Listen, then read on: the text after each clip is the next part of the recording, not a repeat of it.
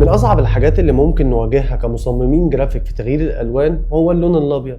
اول ما بتيجي تغير اللون الملمس والاضاءة بيضيعوا منك على طول، وكلنا عارفين كده. وبكده تغيير اللون الابيض للون تاني بقى فيك جدا. وعشان تغير اللون الابيض بطريقة صح زي دي، كل حاجة وليها تركاية، وعشان تعرفها اسند ظهرك وكمل الفيديو معايا. اول حاجة هتيجي هنا على اداة السلكشن تول وتحدد العنصر بتاعك بالشكل ده، وتدوس كنترول جي 3 مرات. بعد كده هتفصل اللايرين اللي فوق وتنزل على اللاير اللي تحت وتضغط هنا وتجيب سوليد كلر وتجيب اللون اللي انت عايزه. انا مثلا وليكن هختار اللون الاصفر شويه ده. بعد كده ادوس اوكي.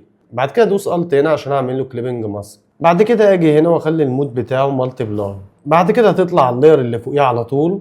بعد كده تدوس كنترول ال عشان تجيب الليفلز وتبدأ تغمق بالشكل ده كده، وتفتح من هنا بالشكل ده عشان يبقى الفاتح فاتح والغامق غامق.